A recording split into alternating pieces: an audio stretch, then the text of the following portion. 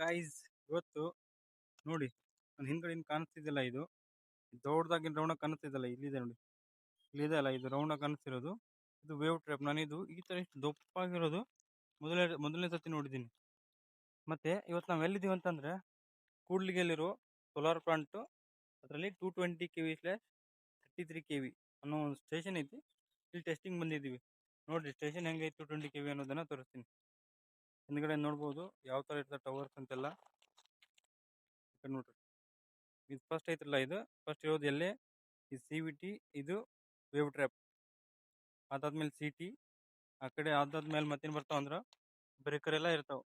ನೋಡ್ಬೇಕು ನೀವು ಯಾವ ತರ ಐತೆ ಅಂದ್ರೆ, ನಾ ಇದು ಫಸ್ಟ್ ಟೈಮ್ ಮಾಡಾಕತ್ತೀನಲ್ಲ, ಇದನ್ನ ನಂದು ಅಂದರದ ನನ್ನ 2 ವರ್ಷ ಎಕ್ಸ್ಪೀರಿಯನ್ಸ್ ಕೆಲಸ ಮಾಡಿದ್ರಾಗ ಫಸ್ಟ್ ಟೈಮ್ ಈ ತರ ರಿಯಾಕ್ಟರ್ ನೋಡಿದ್ವಿ. ನೋಡಿ ಎಷ್ಟು ದೊಡ್ಡದೈತಿ.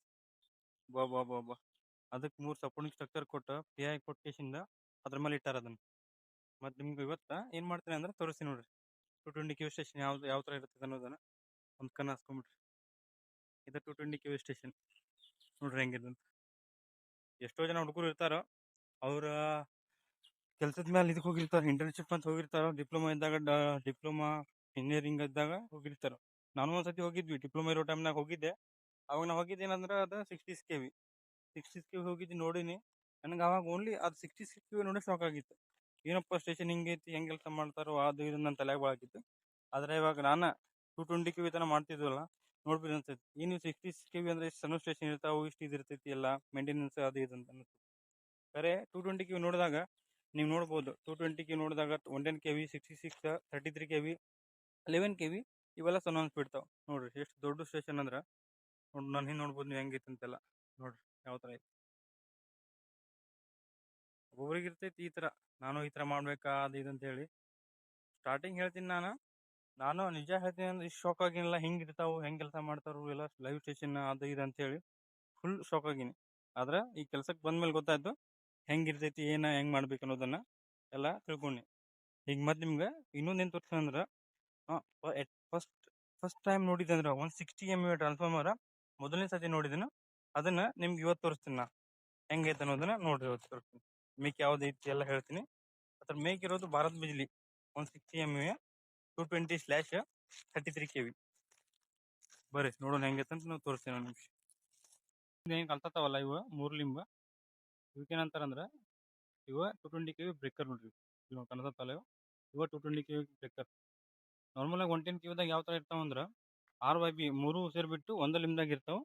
ಕರೆಕ್ಟ್ 220 kV ದಾಗ ಆತರ ಇರುದಿಲ್ಲ. ನೀವು ನೋಡ್ಬೋದು ಹಿಂದ್ಗಡೆ ಇರೋದು 220 kV RYB 3 ಪೋಲ್ ಬ್ರೇಕರ್. ಇವು ಬ್ರೇಕರ್ ಯಾಕೆ ಯೂಸ್ ಮಾಡ್ತಾರಂತಂದ್ರು, ನಿಮ್ಗಂತೂ ನಾರ್ಮಲ್ ಆಗಿ ಗೊತ್ತಿರ್ತೈತಿ ಅದಕ್ಕೆ ಯೂಸ್ ಮಾಡ್ತಾರಂದ್ರ. ಏನಾದ್ರು ಫಾಲ್ಟ್ ಆಗಿರೋ ಕಂಡೀಷನ್ದಾಗ ಆಟೋಮೆಟಿಕ್ ಆಗಿ ಟ್ರಿಪ್ ಆಗ್ಬೇಕಂತ ಹೇಳ್ಬಿಟ್ಟು ಮಾಡ್ಬೇಕು, ಟ್ರಿಪ್ ಆಗ್ಬೇಕಂತ ಹೇಳ್ಬಿಟ್ಟು ಬ್ರೇಕರ್ ಯೂಸ್ ಮಾಡ್ತಾರೆ. ನೋಡ್ರಿ ಹೆಂಗದ ಬ್ರೇಕರ್. ಇದಂತಾರ GOS. ಇದಕ್ಕೆ ಐಸೋಲೇಟರ್ ಏನ್ ಅಂತೀವಲ್ಲ ಅದು GOS. 220 kV GOS. ನೋಡ್ರಿ ಈಗ ಹೋಗ್ಬಿಟ್ಟ 160 MVA ಟ್ರಾನ್ಸ್ಫಾರ್ಮರ್ ತೋರಿಸ್ತೀನಿ. ನೋಡ್ರಿ 160 MVA ಟ್ರಾನ್ಸ್ಫಾರ್ಮರ್ ತೋರಿಸ್ತೀನಿ ಹೆಂಗಿತ್ತು ಅನ್ನೋದನ್ನ ನೋಡ್ರಿ. ಇದು ಹೇಳಿದ್ನಲ್ಲ 160 MVA ಟ್ರಾನ್ಸ್ಫಾರ್ಮರ್ ಅಂತ. ನೋಡ್ರಿ ಯಾವ ತರ ಐತಿ, ಫುಲ್ ಗಿಚ್ರಿ ಬಾಯ್. ಇದನ್ನ ನಾನು ಫಸ್ಟ್ ಟೈಮ್ ಈ ತರ ನೋಡಿದ್ದು, 160 MVA ಟ್ರಾನ್ಸ್ಫಾರ್ಮರ್ ಅನ್ನೋದು ಫುಲ್ ಗಿಚ್ ಐತಿ. ಹಂಗ ಈಗ ನೋಡ್ರಿ ಒಂದು ಸ್ವಲ್ಪ ಅರ್ಥೋಡ್ ಹಾಕ್ಯಾರ. ಅರ್ಥೋಡ್ ಹಾಕ್ಯಾರ ಹೇಳಿ ನೋಡೋಣ. ಕಾಣಿಸ್ತಿರ್ಬೇಕು ನಿಮ್ಗೆ, ಸೈಡ್ ಹಗ್ಗ ಕಟ್ಟಿ ಅರ್ಥೋಡ್ ಹಾಕಿದಾರೆ. ಎದಕ್ಕೆ ಹಾಕಿದಾರೆ ಅಂತಂದ್ರ ಅರ್ಥೋಡ್ ಇಂಪಾರ್ಟೆಂಟ್. ಯಾವ ಕೆಲಸ ಮಾಡೋದ್ ಮುಂದ, LC ವರ್ಕ್ ಮಾಡೋದ್ ಮುಂದದು ಅರ್ಥೋಡ್ ಹಾಕಿ ಸೇಫ್ಟಿ ಮಾಡೋದು ಕೆಲಸ ಭಾಳ ಅಂದ್ರೆ ಭಾಳ ಇಂಪಾರ್ಟೆಂಟ್. ಯಾಕಂದ್ರೆ ಆಲ್ಮೋಸ್ಟ್ ಕೆಲಸ ರಿಸ್ಕ್ ಆಗೋದು ಯಾವಾಗ ಅಂತಂದ್ರ ಸೇಫ್ಟಿ ಬಗ್ಗೆ ಗೊತ್ತಿರೋಂಗಿಲ್ಲ, ಹೆಂಗ್ ಮಾಡ್ಬೇಕೇನಂತ. ಅವಾಗ ಈ ತರ ಫಾಲ್ಟ್ ಆಗ್ತಿರ್ತಾವ. ಅದಕ್ಕೆ ನೀವು ಎಲ್ಲೂ ಕೆಲಸ ಮಾಡೋದ್ ಮುಂದ, ಎಲ್ಲಿ ಲೈವ್ ಸ್ಟೇಷನ್ ವರ್ಕ್ ಮಾಡ್ತಿರ್ತಾರಲ್ಲ, ಶೋಡೌನ್ ತಗೊಂಡ್ ಕೆಲಸ ಮಾಡೋದ್ ಮುಂದ ನೀವು ಅವಾಗ ಅರ್ಥೋಡ್ ಹಾಕಿಬಿಟ್ಟು ಕೆಲಸ ಮಾಡ್ಬೇಕು. ಇದು ಮೇನ್ ಇರೋದಂದ್ರ ಮೇನ್ ಇಂಪಾರ್ಟೆಂಟ್ ಟಾಪಿಕ್ ಇದು. ಇವ್ ನೋಡ್ರಿ ಇವೇನ್ ಮೇಲೆ ಕಾಣಿಸ್ತದವಲ್ಲ, ಇವ ರೇಡಿಯೇಟರ್ಸ್ ನೋಡ್ರಿ.